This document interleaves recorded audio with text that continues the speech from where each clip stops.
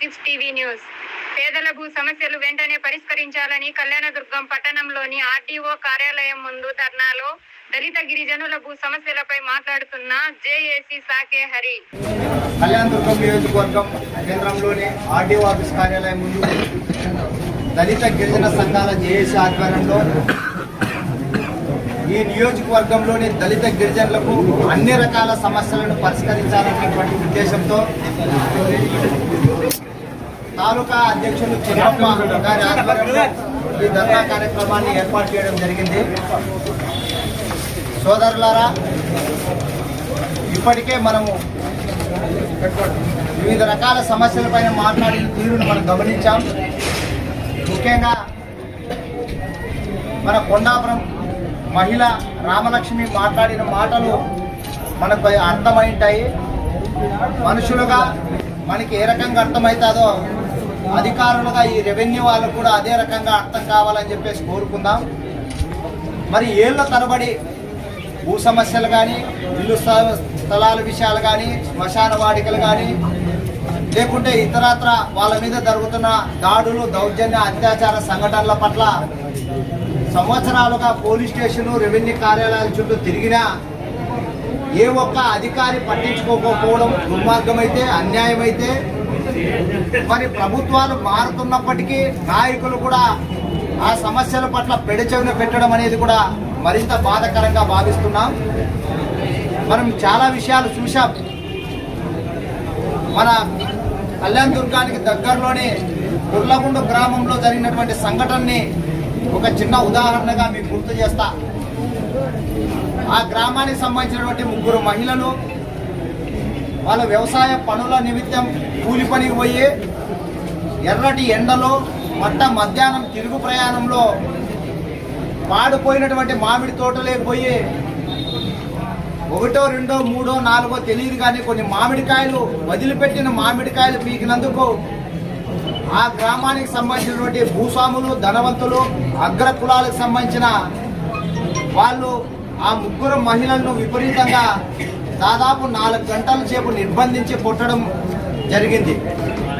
మరి వాళ్ళు కొట్టిన దెబ్బలకు ఒక మహిళకు ఏకంగా కర్ణబేరె పగిలింది. శరీరం అంతా 2 మహిళలకు పుండుగా మారింది. అంటే వ్యవస్థలో దళితుల పట్ల ఎంత అవమానం, ఎంత దారుణాలు జరుగుతున్నాయో ఇదొక్క ఉదాహరణ చాలు మనకి. మరి దీని మీద ఇక్కడ స్థానిక ఎమ్మెల్యే మాట్లాడు, పోలీస్ అధికారులు అసలు మాట్లాడరు. మరి ఎమ్మెల్యేకి షాడో ఎమ్మెల్యేలుగా కొనసాగుతున్న వాళ్ళకి ఏమాత్రం పట్టదు. మరి ఎవరు మన సమస్యలు పట్టించుకుంటారు? ఏమైనా మాట్లాడితే వాళ్ళ మీద వివిధ రకాలుగా ఆరోపణలు చేసి, వాళ్ళ మీద అక్రమ కేసులు బనాయించి వాళ్ళని ఇబ్బందులకు గురి చేయడానికి వీళ్ళు పన్నాగం పండుతారు. మరి అంతేకాకుండా మొన్న జరిగినటువంటి మొహరం వేడుకలు అంటే పీర్ల పండుగల్లో కూడా చాలా గ్రామాల్లో గొడవలు జరిగాయి. మరి ఆ గొడవల్లో కూడా దళితుల్ని విపరీతంగా ఎక్కడ పడితే అక్కడ నిర్దాక్షిణంగా కొట్టి తరిమిన సందర్భాలను కూడా మనం చూసాం. అంటే ఈ దేశంలో కుల వివక్షత, అంటరానితనం అనేది ఉందనడానికి ఈ సంఘటనలే నిదర్శనంగా మనం చూడొచ్చు. మళ్ళీ భూ సమస్యలకు తీసుకుంటే మండల అధికారి ఎంఆర్ఓ దగ్గరకు కానీ, లేకుంటే ఆర్డీఓ దగ్గరకు కానీ అంతకు మించిపోయి జిల్లా కలెక్టర్ కార్యాలయం వరకు కాళ్ళు అరిగేలా తిరిగినప్పటికీ మన సమస్యలు పరిష్కరించిన అధికారి అనే వాళ్ళు ఎక్కడా కనిపించరు. మరి మనం అర్జీ ఇచ్చినప్పుడు మాత్రం తీసుకుంటారు. వెకిలి నవ్వులు, వెకిలి చేష్టాలతో మనల్ని మాయ మాటలు చెప్పి మభ్యపెట్టి ఇంటికి పంపుతారు. మరి తిరిగి యథావిధిగా మన సమస్య పరిష్కారం కోసం మనం తిరుగుతూనే ఉండాలి. అంటే దీనికి కారణం ఎవరు అంటే ఒకవైపు పాలక ప్రభుత్వాలు, ఇంకోవైపు ఈ రెవెన్యూ పోలీస్ యంత్రాంగమే అనేది కూడా మనం గుర్తించాలి. మనం మౌనంగా ఉన్నంత వరకు మనకెందుకులే, మనకి ఏదో జరుగుతుంది, మనల్ని ఇబ్బంది పెడతారని భయపడితే వీళ్ళు నిరంతరం మనం భయపడించడానికే ఉంటారు తప్ప మన సమస్యలను ఎక్కడా అర్థం చేసుకొని ఏ రకంగా మన సమస్యల పరిష్కారం కోసం కృషి చేసే అధికారి ఎక్కడా మచ్చకు కూడా కనిపించడం లేదు. మళ్ళీ ఆర్డీఓ ఆఫీసుకు కూడా మీరు ఎన్నోసార్లు వచ్చింటారు. ఆర్డీఓ కూడా 2 రకాల ధోరణి. అంటే ఉన్న వాళ్ళకు ఒక న్యాయం, లేని వాళ్ళకి ఇంకొక న్యాయం అనే తరహాలో వ్యవహరిస్తుంటారు. అంటే ఉన్న ఆర్టీఓ అయినా, గతంలో ఆర్టీఓ అయినా, వచ్చే ఆర్టీఓ అయినా ఆర్టీఓలు మారుతున్నారు తప్ప మన సమస్యలు మాత్రం ఎక్కడ మారడం లేదనేది కూడా మనకు తెలుసు. మరి కాబట్టి ఇప్పటికైనా ఇది ఒక ధర్నాతోనే మనము సరిపెట్టకుండా భవిష్యత్తులో ఈ భూ సమస్యల పరిష్కారం కోసం మరింత మందిని ఏకం చేసి పెద్ద ఎత్తున ఉద్యమాలకు సిద్ధపడితే తప్ప ఈ అధికారుల్లో చలనం రాదనేది కూడా మనం గుర్తించుకోవాలి. మరి కొన్ని గ్రామాల్లో ఇప్పటికీ శ్మశాన వాటికలు లేవు. మరి ఇదేమో స్వతంత్ర భారతదేశం అని చెప్పేసి గొప్పలు చెప్పుకుంటూ మనం జెండాలు ఎగరేస్తున్నాం. ఈ దేశంలో అందరికీ స్వేచ్ఛ హక్కులు ఉన్నాయని చెప్పేసి రాజకీయ నాయకులేమో మైకులు దద్దరిల్లేలా మాట్లాడుతున్నారు. మరి దళితులు చనిపోతే పూడ్చుకోవడానికి శ్మశాన వాటికలు లేవని చెప్పేసి శవాలను మన ఇళ్ల ముందర పెట్టుకొని ఎక్కడ పూడ్చాలో కూడా అర్థం కాక బాధపడిన సందర్భాలు పొక్కొల్లారు. మళ్ళీ ఇంకా కొన్ని వాగల్లోనో వంకల్లోనో రోడ్డు పక్కన పూడిస్తే అవి వర్షాలకో లేకుంటే గాలివానకో ఆ శవాలు తిరిగి బయటకు వచ్చిన సందర్భాలను కూడా మనం చూసాం. మరి ఈ ప్రభుత్వాలు ఎవరి కోసం పనిచేస్తున్నట్లు? మరి చంద్రమండలంలో ఇల్లు కడతామంటారు, హైటెక్ టెక్నాలజీ అంటారు, కంప్యూటర్ యుగం అంటారు. మరి ఇంత టెక్నాలజీ, ఇంత అభివృద్ధి చెందిన దేశంలో దళితులకు నివసించడానికి ఇల్లు లేదు, మన సస్తే పూడ్చుకోవడానికి స్థలాలు లేవంటే, శ్మశాన వాటికలు లేవంటే మరి ఈ దేశం అభివృద్ధి చెందుతుంది అని చెప్పేసి మనం ఎట్లా నమ్మాలి? మరి మనం ప్రశ్నించాల్సిన అవసరం మనకి లేదా? ఖచ్చితంగా ఉంది అనే తరహాలోనే ఈరోజు ఈ ధర్నా కార్యక్రమానికి పిలుపునివ్వడం జరిగింది. మరి భవిష్యత్తులో మరిన్ని ఉద్యమాలకి మనం సిద్ధపడితే తప్ప మన సమస్యల పరిష్కారం కావనేది మీరంతా గుర్తించుకోవాలని చెప్పేసి కూడా తెలియజేస్తున్నాం. మరి ఈ మధ్య కాలంలో రాజకీయ రంగు కూడా మన మీద పులుముతున్నారు. అంటే తెలుగుదేశంతో మాట్లాడితే వైఎస్ఆర్ కాంగ్రెస్ అంటారు, వైఎస్ఆర్ వాళ్ళతో మాట్లాడితే తెలుగుదేశం అంటారు. అంటే ఈ రాజకీయ పార్టీ నాయకులతో ఉన్నటువంటి సంబంధాలు, అవసరాలు, గ్రామ పరిస్థితులను కూడా మన మీద ముద్ర వేసి మనల్ని అనేక రకాలుగా హింసిస్తే ఇబ్బంది పెడుతున్నట్లు కూడా మనకు తెలుసు. ఒకరేమో పీన్ కార్డు పీకేపిస్తామంటారు, ఇంకోరు పింఛన్ రద్దు చేపిస్తామంటారు, ఇంకోరు నీ భూ సమస్యలు లేకపోతే నీకు ఇల్లు లేకోకుండా చేస్తామంటారు. అంటే ప్రతిదీ కూడా ఈ అధికార పార్టీ అయినా ప్రతిపక్ష పార్టీ అయినా మనల్ని భయపెట్టే విధంగా ఇబ్బంది పెట్టే తరహాలో వ్యవహరిస్తుంది తప్ప ఈ దళిత గిరిజనులను మనుషులుగా ఎక్కడా చూస్తున్న సందర్భాలే మనకు కనిపించలేదు. మరి ఈ మధ్య కాలంలో మనం కొన్ని గమనించాం. మన పిల్లలు చదువుకొని ఆర్థికంగా రాజకీయంగా ముందుకు పోతుంటే మరి దాన్ని కూడా ఓర్చుకోలేక ఎన్నో ఇబ్బందులు సృష్టిస్తున్నారు. మరి వాళ్ళ మీద కూడా వివిధ రకాలుగా ఆరోపణలు చేసి వాళ్ళ కేసుల్లో ఇరికించే విధంగా లేకుంటే ఇబ్బందులు పెట్టే తరహాలో వ్యవహరించడం అనేది కూడా చాలా బాధాకరం. మరి ఇట్లాంటివి తాతలు ముత్తాతల కాలం నుంచి మన మీద ప్రయోగాలు చేస్తూనే ఉన్నారు. ఎక్కడ మనల్ని ప్రశాంతంగా, ఎక్కడ మనల్ని మన పనులు మనం చేసుకొని బతికే విధంగా సహకరిస్తున్నారు చెప్పండి? ఇది ఎప్పటికీ జరగదు. నిజంగానే ఈ రాజకీయ పార్టీలైనా ఈ రెవెన్యూ పోలీస్ యంత్రాంగమైనా ఒక్కటే గుర్తించుకుంటుంది. అది మనల్ని అణిచివేయడమో లేకుంటే భయపెట్టడమో ఇబ్బంది పెట్టడమో మనల్ని పేదరికంలోకి నెట్టివేస్తే తప్ప వాళ్ళ పనులకు సునాయాసంగా ఉంటుందనేది భావించుకునే క్రమంలోనే ఈ రకమైనటువంటి కుట్రలు పన్నుతున్నారు వీళ్ళు.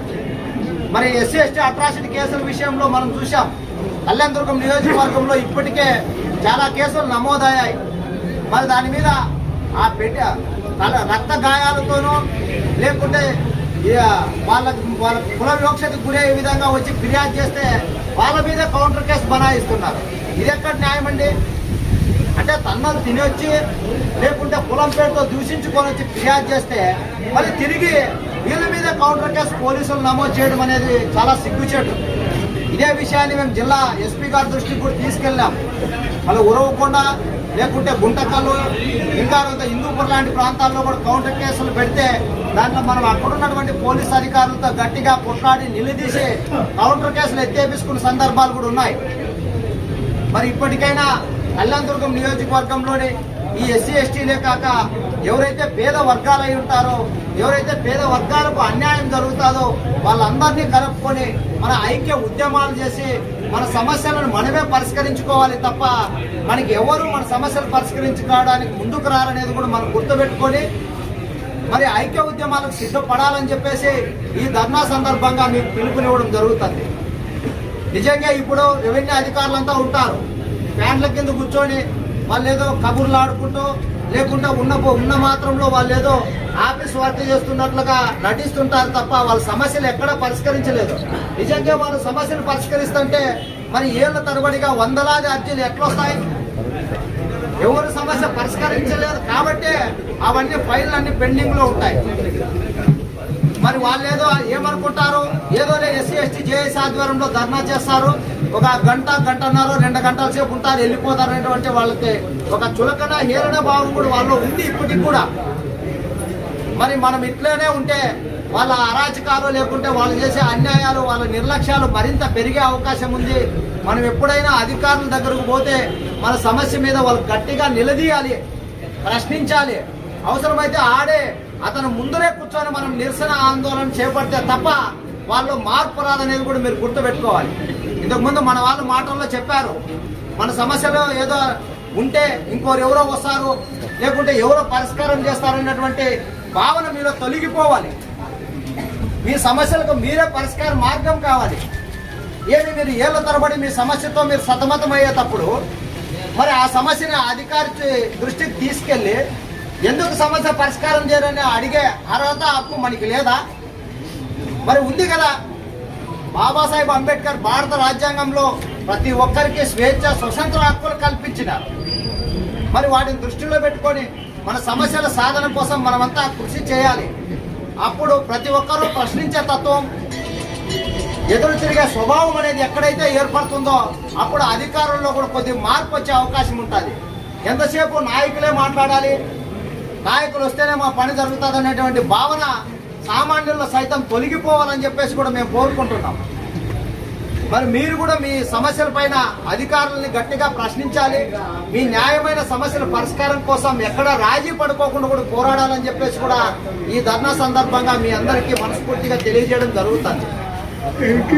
మరి ఎంతకాలం ఎవరు వచ్చి పరిష్కారం చేస్తారు? మరి ఇదే నా జీవితం. మరి దీనికి ఎవరు బాధ్యులు?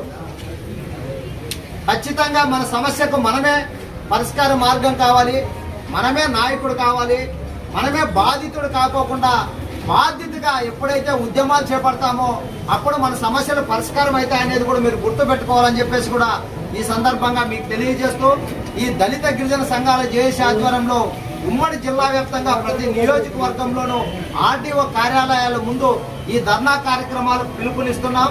అంతిమంగా జిల్లా కలెక్టర్ కార్యాలయాల ముందు కూడా పెద్ద ఎత్తున ఆందోళన కార్యక్రమాలకు కూడా సిద్ధపడదాం.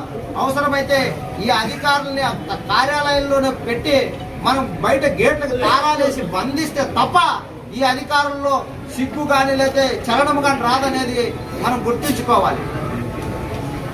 ఏమైతే పోలీస్ కేసులు పెడతామంటారు, లేకుంటే ఇంకా ఏదో ఇబ్బందులు పెడతామంటారు. ఇప్పుడు ఏళ్ల తరబడి మనం పడుతున్న ఇబ్బందులతో పోల్చుకుంటే ఈ పోలీస్ కేసులు అనేటివో లేకుంటే వాళ్ళు మనకి పెట్టే ఇబ్బందులు అనేటివి పెద్ద లెక్క కాదనేది కూడా మనం గుర్తుపెట్టుకోవాలి.